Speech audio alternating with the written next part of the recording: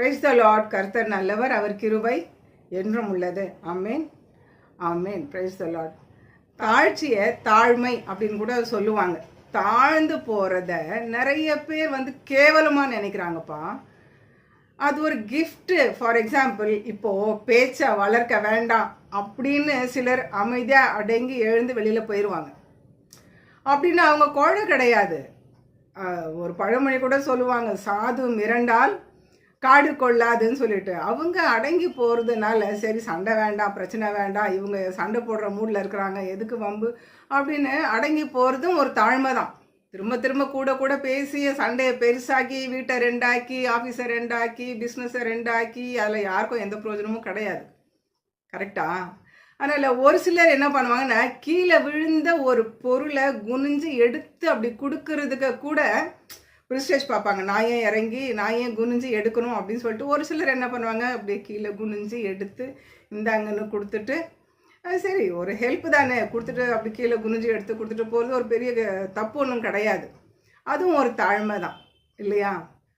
ஆனால் இந்த தாழ்மைக்கு விரோதமாக, பணிவு அதுக்கு விரோதமாக ஒரு சில விஷயங்கள்லாம் ஃபைட் பண்ணும், எதிர்த்து நிற்கும். எதுன்னு பார்த்தீங்கன்னா, அந்த ஈகோ, பெருமை, மேட்டுமை, ப்ரிஸ்டேஜ் பார்க்குறது, ஈகோ பார்க்குறது, இதெல்லாம் யார் அப்படின்னு கேட்டிங்கன்னா, என்னை கேட்டால் பிழைக்க தெரியாதவங்க அப்படின்னு தான் நான் சொல்லுவேன். பிழைக்க தெரியாதவங்க தான் இதெல்லாம் பார்த்துக்கிட்டு அவங்களுடைய நல்ல வாய்ப்பை அவங்க இழந்து போகிறாங்க. அவங்களுக்குள்ளே தான் இருக்கும் இதெல்லாம், இந்த ஆணவம், அகம்பாவம், இருமாப்பு, திமிரு, பேச்சு, தனாவுட்டில் இதெல்லாம் அவங்கக்கிட்ட நிரம்பி இருக்கும். அதனால் அவங்களால நெக்ஸ்ட் லெவலுக்கு போக முடியாது. எங்கே இருக்கிறாங்களோ அந்த ஒரு குட்டை மாதிரி அங்கேயே கிடப்பாங்க. அவங்களால மற்றவங்களுக்கு பிரயோஜனம் இருக்காது. மற்றவங்களும் அவங்களுக்கு உதவி செய்கிறதுக்கு யோசிப்பாங்க. ஏன்னா இப்படிப்பட்ட கேரக்டருக்கு யாராவது உதவி செய்கிறதுக்கு வருவாங்களா? வரமாட்டாங்கல்ல. ஆனால் நம்ம அப்படி இருக்க வேண்டாம். நம்ம அன்பாக, தாழ்மையாக, பொறுமையாக சரி விட்டு கொடுத்து அப்படியே அட்ஜஸ்ட் பண்ணி போக வேண்டியது தான். இல்லை பெருமை, மேட்டுமை, ஈகோ, நான் ஏன் குறிஞ்சி எடுக்கணும், நான் ஏன் இதை பண்ணணும், நான் ஏன் அதை பண்ணணும் அப்படின்னு பார்த்தா லைஃப்பில் நெக்ஸ்ட் லெவல் போக முடியாது. நம்மளும் நிம்மதியாக இருக்க முடியாது, மற்றவங்களையும் நிம்மதியாக வச்சுக்க முடியாது. கரெக்டாக? தாழ்மை 2 வகைப்படும். ஒன்று இருதயத்துக்குள்ளே இருந்து வரக்கூடிய தாழ்மை. அது முகத்தை பார்த்தாலே தெரியும், அவங்களுடைய ஆட்டிடியூடை பார்த்தாலே மனசுக்குள்ளே இருந்து ரொம்ப தாழ்மையாக இருக்காங்க அப்படின்னு நம்ம புரிஞ்சுக்கலாம். இன்னொரு தாழ்மை, 2வது தாழ்மை என்ன அப்படின்னா, போலித்தனமான ஒரு தாழ்மை. அப்படியே நம்ப வைக்கிற மாதிரி நடிச்சு பேசி நல்லா ஏமாத்துவாங்க. அப்படி பாதிக்கப்பட்டு ஏமாந்தவங்களுக்கு தான் தெரியும், ஐயோ நம்ம நம்பி ஏமாந்துட்டோமே அப்படின்னு சொல்லி அவங்க நொந்து போய் தூக்கம் இல்லாமல், நிம்மதி இல்லாமல், எவ்வளவு மன உளைச்சல். நம்மளை சுற்றி இப்படிப்பட்டவங்களாம் இருக்கிறாங்க தான், இல்லைன்னு நம்ம கண்டிப்பாக சொல்லவே முடியாது. ஏன்னா எங்கே அப்படியே உண்மை விளம்பி மாதிரியே நடிப்பாங்க. அவ்வளவும் பொய். வேதத்தில் இருந்து ஒரு காரியத்தை நம்ம பார்க்கணும் அப்படின்னு சொன்னால், லூக்கா 1ஆம் அதிகாரம் 28வது வசனத்தில் மரியாளுக்குள்ள ஒரு தாழ்மை இருந்துச்சு.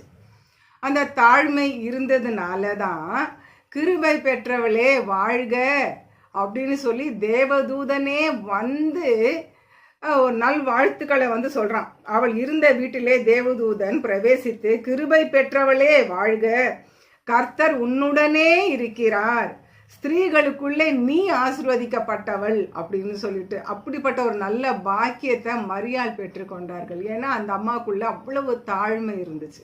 அதே மாதிரி லூக்கா 1ஆம் அதிகாரம் 49ஆம் வசனத்தில் நான் வாசிக்கிறேன், வல்லமை உடையவர் மகிமையானவைகளை எனக்கு செய்தார், அவருடைய நாமம் பரிசுத்தம் உள்ளது அப்படின்னு அந்த அம்மாவும் அவரை வாழ்த்துறாங்க. அவருடைய நாமம் பரிசுத்தம் உள்ளது. இன்னும் அவர் பூமியில் பிறக்கவே இல்லை, கர்ப்பத்துக்குள்ளே இப்போதான் உதிச்சே இருக்கிறாரு. அந்த செகண்ட்லேருந்தே அவங்க அவரை ஆசீர்வதித்து, வாழ்த்தி, நேசித்து, புகழ்ந்து, போற்றி, பேணி காத்து அந்த ஒரு நல்ல பாக்கியத்தை அந்த அம்மா பெற்றுக்கொண்டாங்க பாருங்க. லூக்கா 1ஆம் அதிகாரம் 49-50 நான் வாசிக்கிறேன்.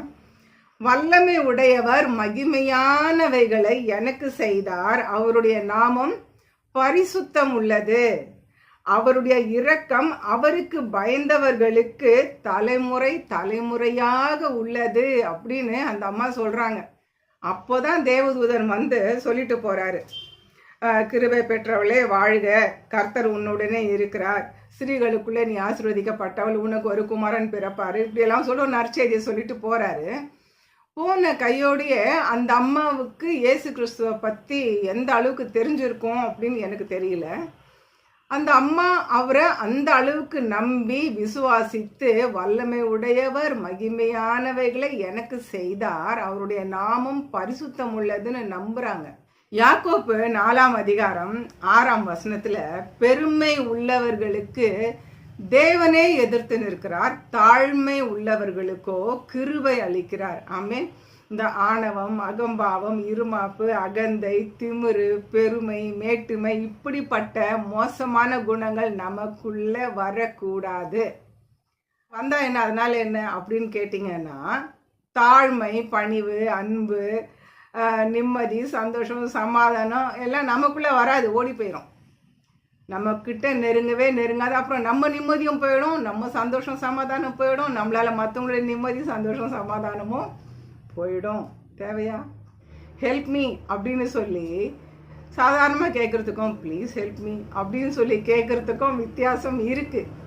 அந்த பணிவாக கேட்குறதுனால என்ன குறைஞ்சிட போகிறீங்க இல்லை? ஸோ நம்ம வீட்லேயும் சரி, வேலை ஸ்தலத்துலேயும் சரி, இல்லை பப்ளிக் பிளேஸாக இருந்தாலும் சரி, இல்லை வேறு எந்த பிஸ்னஸ் பிளேஸாக இருந்தாலும் சரி, நம்ம தாழ்மையாக இருக்கிறதுக்கும் பழகிறதுக்கும் பேசுகிறதுக்கும் ப்ராக்டிஸ் பண்ணிக்கலாம். நமக்கு தாழ்மை சிலருக்கெல்லாம் வராது. என்ன அந்த மாதிரியெல்லாம் பேசுவாங்க. ஆனால் நமக்கு அதெல்லாம் சரிப்பட்டு வராது, நமக்கு அது மேட்ச் ஆகாது. கரெக்டாக? அதனால் நம்ம தாழ்மையாகவே இருப்போம், பொறுமையாகவே இருப்போம், அன்பாகவே இருப்போம். கர்த்தர் நம்மளை நேசிக்கிறாரு, அதனால தான் நமக்கு அப்படியெல்லாம் இருக்குது. இல்லை நான் மற்றவங்கள பார்த்து அப்பா எப்படி பேசுகிறா பாரு, ஐயோ எப்படி சண்டை போடுறான், ஐயோ எப்படி இப்படி இருக்கிறா, எப்படி அப்படி இருக்கிறா, நமக்கு மற்றவங்க நம்ம வந்து மற்றவங்கள பார்த்து ஆச்சரியப்படுறோம் இல்லை? அப்படி பரவாயில்ல, நம்மளை பார்த்து மற்றவங்க ஆச்சரியப்பட்டோம் ஐயோயோ அப்படின்னு சொல்லாமல் இருந்தால் சரி. ஸோ தாழ்மையாக இருக்க கற்றுக்கலாம், நம்ம ப்ராக்டிஸ் பண்ணிக்கலாம், முயற்சி செய்யலாம். தேவ கிருபையை பெற்றுக்கொள்வீங்க. மனுஷர்கள் கண்களிலேயும் தயவு கிடைக்கும், தேவனுடைய கண்களிலேயும் நமக்கு தயவு கிடைக்கும். உதவி ஒத்தாசை நமக்கு பரத்துலேருந்து கர்த்தர் கட்டளையிடுவார். ஆமேன், ஆமேன். ட்ரை தான் பண்ணுங்க. Have a blessed day. God bless you. Bye.